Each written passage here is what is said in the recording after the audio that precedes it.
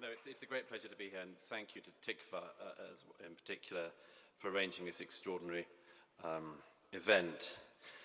It's a great pleasure and an honor also to be following Yoram Hatzoni, whose work I've followed very closely and often cited, most recently, I think, in Berlin last month when I was in a debate about nationalism with the former Polish Foreign Minister Radek Sikorski, and decided to go straight for the jugular of my audience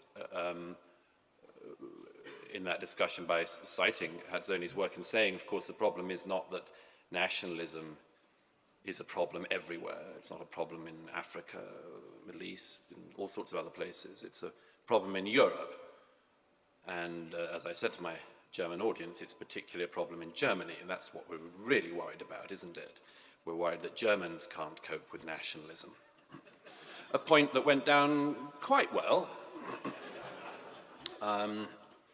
In any case, I also would like to say how much I agree with his comment there about the form of indoctrination, to put it no stronger, that occurs in universities and elsewhere in much of the West, not everywhere, but a significant portion of the West.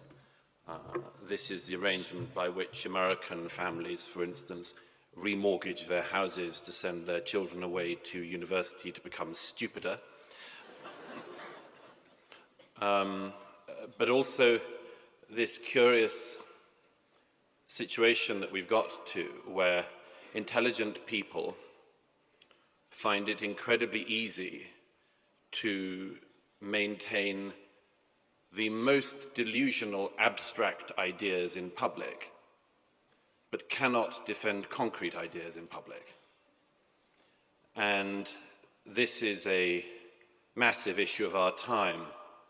Now, there is, and I should say this at the outset, there is an enormous advantage that leftists always have over conservatives. Everywhere you go in the world, wherever you go, the left always want exactly the same things in pretty much exactly the same order. This is in many ways boring, predictable, very well organized, and a great advantage. Whereas conservatives do have one particular inbuilt disadvantage, which is that everyone in each different country is always conserving something slightly different. I'm in a different country most weeks, and I find this even in countries you'd have thought of as being very similar. In Denmark, they are conserving something different from what people are conserving in Sweden or Norway. To an outsider, that seems crazy. But each of these places, small as they are conserving different traditions. There are different things that they're proud of, different aspects of their culture that they particularly want to hold on to, that an outsider might not understand. And this is simultaneously an enormous disadvantage for conservatives globally. But of course, that innate understanding is one of the great advantages locally. Now, Israel is different from most of the countries I speak about in my last book, The Strange Death of Europe, in. And I'll give you 3 reasons why. When I speak about this book in Europe, it's definitely not the case that nationalism or even patriotism is something you can talk about as a force primarily of good. That is a very distinct difference from Israel. Of course, not everybody in this country has exactly the same views on this. I've noticed in the times I've visited Israel that homogeneity of views is not necessarily an Israeli virtue. But broadly speaking, the mainstream of Israeli society recognizes that nationalism is a force of good and for Israel. That is not the case in Europe. It's not even, I would suggest, the case in countries like my own, albeit there's a strong patriotic strand still that it has attempted to make itself heard in recent years in particular. But nationalism is viewed in a very different light in Europe, for reasons I don't need to elaborate, to the way in which it's viewed here. A second example of a hearing difference: borders. Here in Israel, broadly speaking, the Israeli public recognize that strong borders, holding on to that concrete idea of borders, is a prerequisite for peace. Not so in Europe, where borders are believed to be, erroneously I think, the cause of war. Not completely erroneously. Before 1939-45, Europe did indeed go to war again over borders in 1914 to 18, a catastrophe also we haven't entirely got over. But that means that borders, the idea that if you hold on to hard borders, you're likely to have peace, is an idea which has suffered, at the very least, in recent decades. And a third example of something which is a hearing difference between Europe and Israel, and that is religion. Again, it's not as if there is a homogeneous view about religion in this country. But to a considerable extent, in my observation, even the most secular Israelis recognize that they are in some way in dialogue with the religion which has given birth to this country, the ideals of Zionism, and much more. That people at least have to be in communion with the religion of their forebears. They have to contend with it. Again, not so in Europe, where religion is one of the things, along with, I would suggest, philosophy, almost all culture, and much more, which is, as I described in my book, all of these things are as if they are behind crime scene tape still. There is still police tape around all of these things. And not for bad reasons either. You know, this is, I always say, the worst type of criticism is criticism that has a point. And all of this has a point. It's not as if our fear about borders is completely insane. It's not as if our fear about philosophy is completely insane. But still, we're trying to work out what happened in our 20th century. And all of these things still spell danger. It's why ideas have been reduced in Europe to a sort of form of hermeneutical wordplay. The best you can hope from philosophy is the philosophy of language, for instance. Why? Because people are terrified of the bigger questions. Because they think if we go back to bigger, deeper questions, we'll do the 20th century all over again. We can't trust ourselves with ideas any more than we can trust ourselves with nationalism. Now, the two aspects of the book, The Strange Death of Europe, that I particularly focused on are, and this is very reductive, but you'll appreciate in the short space of time I have, one has to be reductive. I might boil it down to a them question and an us question. The them question being the migration question, the us question being obviously about Europeans. In the 2 years since this book came out in English, I've noticed, and I think in 30-odd languages, including Arabic next, which should be interesting. I've noticed that everywhere there is a great interest in the them component, the migration component. And let me, for that reason, dwell on this for a moment. The facts in Europe are extraordinary. I've noticed them all my adult life. I've been fascinated by them all my adult life, and I've also been fascinated by the difficulty we still have in talking about this.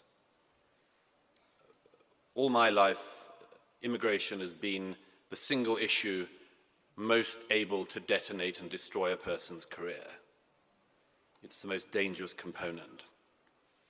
And so to a great extent, the facts have been able to happen not unchallenged, but with very significant lack of challenge. In the 2011 census in my own country in Great Britain, every religion saw a significant fall-off, most obviously Christianity, a massive decline in affiliation with the Christian churches, whereas people who identified as Muslim had doubled in the UK in that decade and were predicted to double in the decade we're currently in.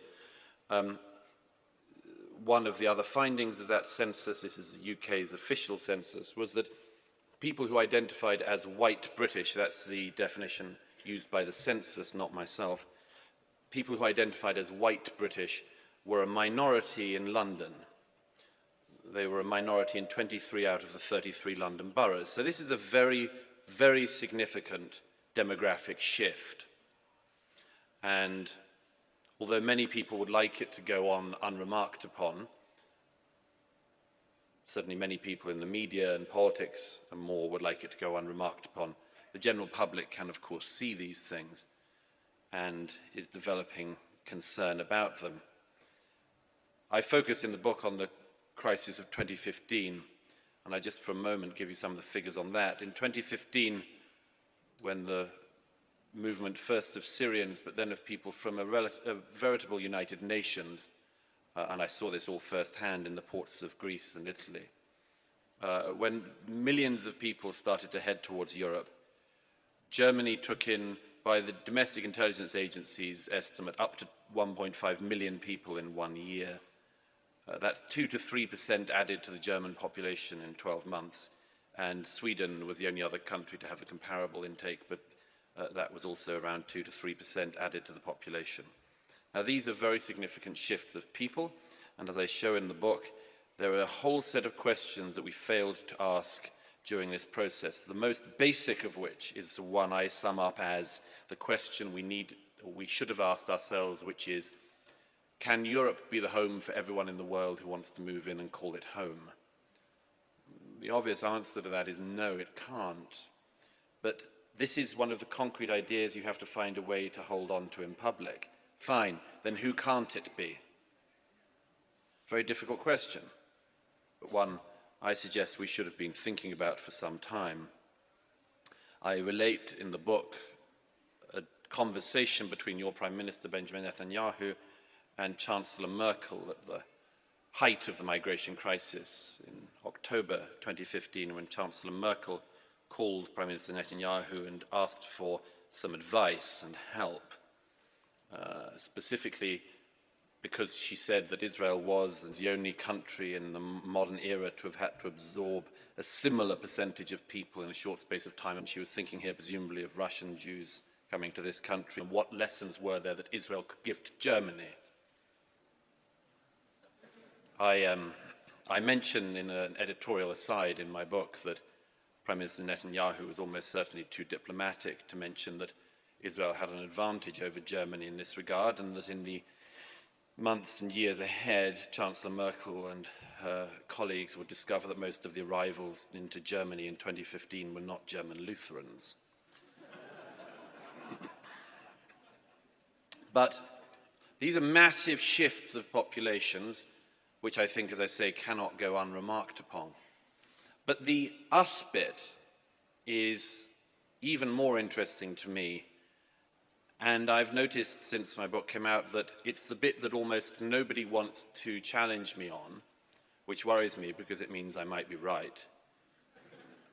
But I mean this seriously because what I diagnose as the condition of modern European mankind is a very bleak prognosis. And I was deeply hoping that people were going to not just contend with this, but to challenge it. And I've found to date nobody doing so. The diagnosis I have begins with the question, not what is happening to us, but why would any society do this to itself? Which is in some ways, as I say, a much more interesting as well as deeper question. Now, I suggest that there are a whole set of reasons, the first of which remains the single biggest question, the philosophical question to contend with in modern Europe, which is, the question of guilt. There's been in recent decades what I say is a spreading around of German post-war guilt, so that even in a country like my own, there is a suggestion that we also have a responsibility for the crimes of Germany in the 20th century. And that whereas the West can be judged and Europe can be judged always and everywhere by its worst points, everybody else in the world will be judged only at their best. And this leaves us, among other things, all coping with this question of guilt, which has now spread also to the post-colonial guilt. And again, it's not as if these questions are questions without any foundation or basis. What I'm surprised at is that the question, for instance, of post-colonial guilt, like Second World War guilt, is absolutely everywhere. It is felt by people in Britain, and we ran famously quite a lot of the globe, and it's also felt in Sweden, which ran none of the globe. So this is interesting to me. Why do countries have the same amount of historical burden, irrespective of how they acted in history? But there's a set of other things I'll come on to quickly. And one of them is the thing I describe in the book as the sense of the story having run out. And this has something to do with the crime scene tape. This is the idea that we basically don't dare to go back to any of the things that matter because we can't trust ourselves with them and we can't surpass them. And so we've ended up in this situation that the English philosopher Sir Roger Scruton describes as the culture of self-abnegation, the culture of warring on everything you have, of wanting to deny everything you have. It was beautifully summed up to me the other night in Berlin by a young German female student who said to me, "Why is it that my generation travel halfway around the world to visit the temples of Asia, but you never see them in the cathedrals of Europe?" And this is a very important and deep point. It's not as if it's an either or, but it's very odd to go to Siem Reap if you've never been to Chartres on your doorstep. So why is this? Why do we have this desire to get away from Europe? Well, as I say, it's for a lot of reasons, deep reasons, but ones that really need to be thought about and contended with and got through, if not over. Let me just finish by saying a couple of things about that. To my own mind, conservatism is about one thing in particular. It's about conserving the things you love and that have worked well for you. Very often, the left and the far left have an advantage over conservatives. They have a lot of theorists they can cite. And yet that thing at the heart of the general publics, I think, in many, if not most countries, recognizes that what has worked for their forebears may well work for them as well. And that's not such a stupid idea, much as conservatives are derided as stupid by many people. But this attitude of love for the things that have made you is a very hard thing to communicate for many people, because love is a more embarrassing thing to talk about than hate. And so I suggest, and I will perhaps finish on this, I suggest that when I speak with those who disagree with me, and there are some, I say, why not approach it in a different way, which is, you don't have to be a nationalist, you don't have to be wildly patriotic, you don't have to fly flags or any of that. But let's say that your attitude should be one of gratitude. Gratitude and the recognition that what else is, of what the other things are that you could have been born into, and therefore how lucky you are. And that seems to me, at any rate, a much healthier place to educate the young and to begin our own thinking from than that culture of self-hate and self-abnegation. So with that, I hand over to my colleague who's going to come up and quiz me and expose my failings. Thank you.